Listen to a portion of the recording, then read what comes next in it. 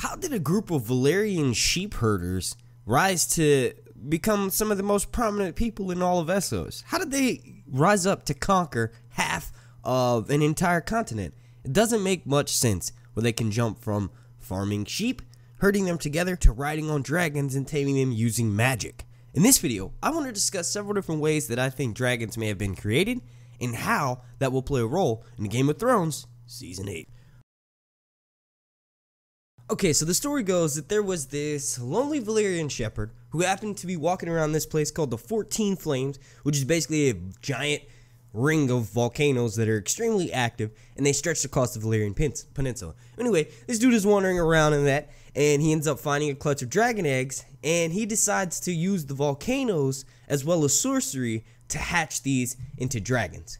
Now, throughout my research, I was not able to get a definitive answer of the origins of these ancient Valyrians. Where did they come from? We have a little bit of history of other races about, their origins, but not so much the Valyrians. They're just these sheep herders that lift themselves up by finding this clutch of dragon eggs. Now, the whole thing is that I'm sure there were people around the 14 Flames before, but it's the Valyrians that are credited with finding them and then creating these dragons. So I had to do some research outside of the box to maybe come up with a little bit of ideas of how the Targaryens were founded. Well, one of the first places I looked was in the Anunnaki legends of ancient Sumeria. Now, the Anunnaki are said to be basically aliens, but listen to the way that they're described. The Anunnaki are described as being tall, but also slim and having pale skin and blue or red eyes. Now, in my mind, immediately when I hear, pale skin and then like an intrinsic set of eyes, I immediately jump to Valyrian. The Valyrians of ancient Valyria. Now, they share a lot of similarities with these ancient Anunnaki beings. The Anunnaki were basically this giant humanoid-ish looking race of alien conquerors who came to Earth looking for gold, of all things, to help sustain, and this is just an idea, but it was to help sustain their atmosphere. Their planet was falling apart, so they had to come to Earth, which is rich in all of these natural minerals, some of them being copper, some of them being gold, but they needed to come to Earth to harvest the gold. And what did they do instead of doing it them damn selves? Well, they enslaved a bunch of people, just like the Valyrians. Now, before I get too ahead of myself here, I am saying that yes, the Targaryen have the potential to be an alien progenitor race that is not from the planet of, if you look at all the other people in Essos, not very many other people, like the Dothraki and the Giscari, look similar to them. There's the Moonmen, but that's about it. But it's obvious that George R. R. Martin is a massive fan of sci-fi, and that he doesn't really see a difference between sci-fi and fantasy. They're both of the same book. They run hand in hand. You can't have one without the other. So it's not too far off to think that some of these ancient beings and these ancient races, maybe the children of the forest or the giants, it's not too far off to think that they're alien. I would not be surprised that the Valyrians are a descendant of an alien race that used to rule over Planetos. These Valyrians being the descendants of them, they are the descendants of fire, and the Starks and the Northermen can be the descendants of ice. But I'm not going to talk about the Starks and the Northermen and how they're descended from ice. I'll say that for another video. But if the Valyrians are the descendants of this ancient race that used to rule all of Planetos, as the fandom has dubbed it, then it would totally make sense that they're given special gifts and abilities, one of those gifts being able to wake dragons and to ride dragons and to use them to conquer. Now, the Anunnaki actually genetically engineered several different races to work for them. The first group, the Ajigis is what they were called, they ended up not lasting very long, and there was a fallout between them and the Anunnaki, and they went to live in caves. Now, the Anunnaki tried again. This time, they created a race that was more in their likeness. Now, remember, the Anunnaki are described as being pale and having these crazy, insane, beautiful blue or maybe even a violet type of eye. Now, just to relate this back to Game of Thrones, well, we could say that the Ajigis, or the first race of slaves, are literally every other race that is on Planetos right now, maybe even including the First Men. Would not surprise me that their second creation, the Valyrians, are exact images of them and did exactly what they wanted them to, which was to gather gold and copper and all sorts of minerals that were harvested in these Valyrian fire caves of old. Now, just sort of touching back on the creation theory a little bit, just because the Anunnaki and the Targaryen similarities are insane, but the Anunnaki, when they created the Ham-Mini, or the human, the perfect human in their eyes, they mixed clay with their own flesh and blood so that the new race could have the divine wisdom and all types of magical powers. So when I heard flesh and blood, my ears rung out. What are the words for House Targaryen, an ancient Valyrian race? Fire and blood. So if my theory is correct here, this ancient race that landed on Planetos long ago and basically created all of life on it, well, the Valyrians descend from that. And the Anunnaki counterpart on Planetos that started all of life, they created the Valyrians using their own flesh and blood, but also fire instead of clay. Now we're 5 minutes in and I still have yet to really talk about the origins of the dragons, but don't worry. We're getting there. Don't you worry. Daddy's got you.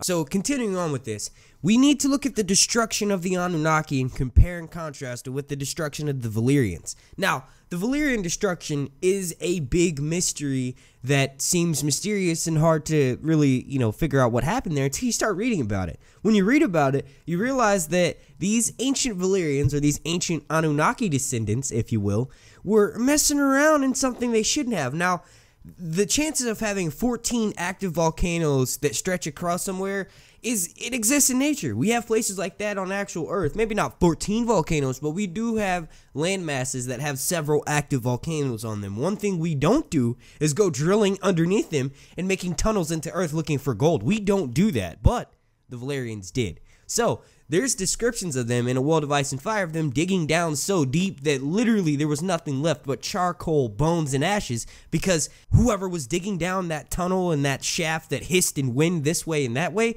got blown the fuck up from all the gas and, what is normally around massive piles of methane, what is normally around active volcanoes. So my guess, and this may not be as exciting as some other theories out there, but my guess is that the doom of Valyria was caused by the Valyrians, not by black magic or some ancient nuclear war, but by tunnels that were built and all these gases piled up together and it just blew up the city. It's literally exactly what's going to happen in King's Landing. In the TV show, it's already partially happened and it's most likely going to happen in the novels. There's these massive caches of wildfire all underneath the city. Just like under ancient Valyria, there were these massive pockets of methane gas that blew the fuck up because the Valyrians kept digging around there in places they shouldn't have. Now, of course, George being the mystical man that he is, I'm pretty sure he's going to add a magic element to that, but I wouldn't be surprised to find that if the Valyrians knew that, their magic all involved fire, so they needed to become as close as possible to fire. They needed the heat, so to speak, in order to put up with the benefit that comes with having these dragons. So it could be, my theory about this methane gas building up from all these shafts that hissed and winded underneath the Valyrian mines.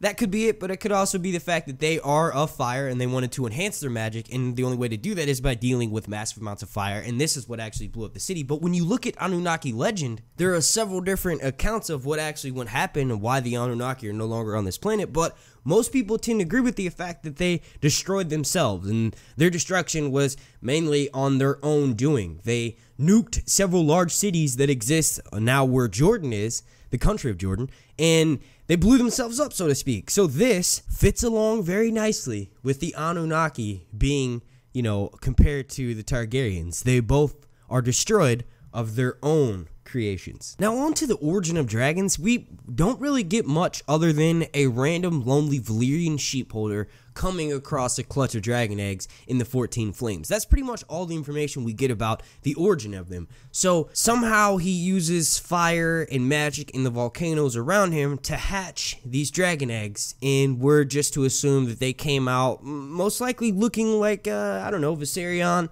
Drogon, and Balerion the Black. Maybe not quite as big as Balerion, but the idea is there that these dragons came out looking like full dragons. When the Anunnaki were making humans, they mixed them with their fire and their blood and their flesh and their clay, they ended up putting them in a place where they had a gestation period for 9 months. Well, in Targaryens, when they're younger, and I guess you could say Valyrians as well, but when they're younger, they put dragon eggs next to their young so that the dragon has that bond with their child as they're growing up. So this is another similarity, but there's not an exact image or description of what these dragons look like. Now, one of the only other creatures that we have that's close to a dragon, not necessarily in power, but just close to a dragon in ability, is something called a fireworm. Now, fireworms were discovered in ancient Valyrian caves when they were digging underneath to discover this precious gold and this copper, they would discover these things called fireworms. And they were basically these long serpentine creatures with no wings, and they could breathe fire. So they're basically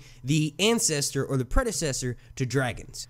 Now, the Anunnaki are said to have created major amounts of races on the planet, mainly on Earth. They created these mystical, I guess creatures, not really creatures, but they created things such as fauns, centaurs, unicorns, sphinxes, mermaids, minotaurs, cyclopses, Medusa, and also dragons. So, who's to say that the ancient Valyrians of old found this clutch of dragon eggs, they hatched, but they turned into these fireworm-looking creatures? So, over the time and over, their knowledge that was passed down to them, they decided to add their blood to these dragon's eggs. They put them in some sort of gestation period where, very similar to how the Anunnaki combined their flesh and their blood to make humans, the Targaryens, or the ancient Valyrians, did this to make the first dragons. They did some sort of sorcery, which is mentioned in the World of Ice and Fire, some sort of magic ritual that combined their blood and their DNA with the dragons, and this is how you get dragons of the modern age. So they descended from fireworms mixed with Valyrians,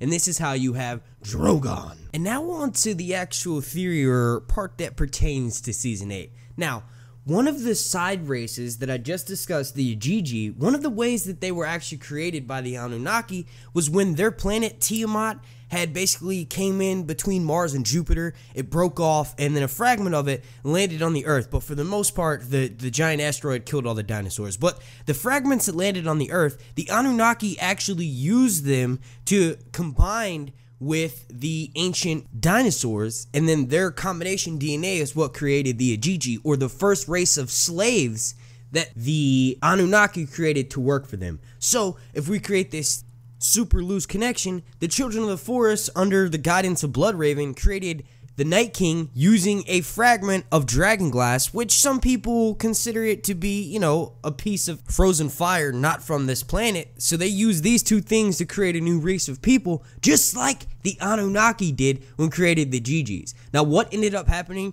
between the White Walkers and the Children of the Forest, or the first White Walker rather? They rebelled against them and then ran off and lived in some caves. So my analysis here is that the White Walkers are the Igigis, and they must be destroyed by the Anunnaki or the Valyrians. And the only people that can destroy them are the Valyrians themselves. So thus you have Daenerys coming over with 3 dragons, and Jon Snow and her riding one in the final battle to destroy the Igigians / White Walkers. Alright, now I'm going to be wrapping this video up right here. If you want more, please make sure you slap a like on this. The like goal will be 150, but also leave a comment down below and let me know. Oh man, I could honestly talk about the similarities between these two groups of people for like an hour. So yeah, make sure you leave a comment. Let me know if you want more down below. I want to thank you all so much for watching.